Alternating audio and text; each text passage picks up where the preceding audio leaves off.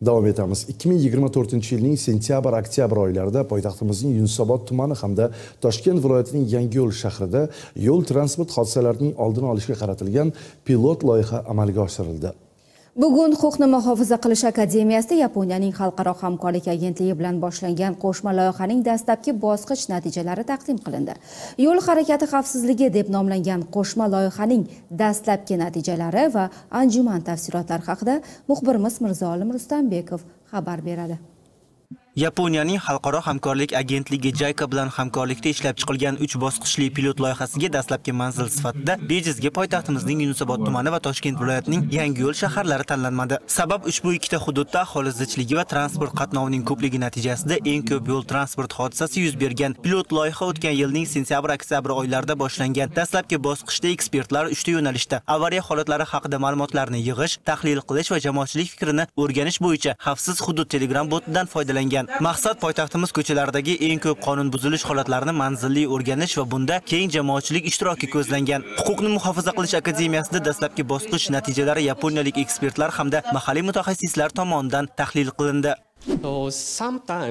Toshkentda yuqori tezlikda harakatlanadigan haydovchilar soni juda ko'p. Bu shaxsiy kuzatishlarim albatta va ba'zida piyodalar yo'lning belgilanmagan qismidan o'tish holatlari ham ko'p kuzatilar ekan. Bu ikkala omil albatta oqibati ayanchli bo'lgan yo'l transport hodisasi bilan yakunlanadi. Shuning uchun ham birinchi navbatda ta'lim muassasalarida yo'lda xavfsiz harakatlanish bo'yicha darslarni muntazam yo'lga qo'yishimiz kerak. Biz ham bu borada o'zimizning tajribalarimiz bilan bo'lishyapmiz. Yaqin yillarda natija berishiga ishonaman.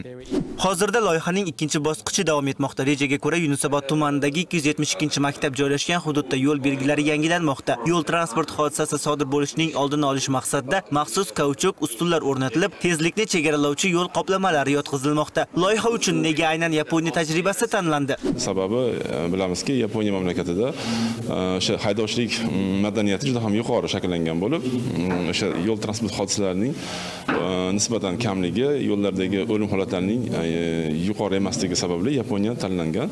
Bugun harakat xavfsizligini ta'minlash, yo'llarda tirbandlikni kamaytirish maqsadida bu kabi xalqaro va mahalliy yechimlar ishlab chiqilmoqda. Loyiha iyun oyida yakunlanadi. Pilot loyiha nihoyasiga yetgach, natijalar tahlil qilinadi va respublikamizning boshqa hududlarida ham ayni shu tajribadan foydalanish kutilmoqda. Mirzolim Rustambekov, Sherzod Komilov, Abdulla Hadab Duvohobov, Hudud informatsion dasturi uchun.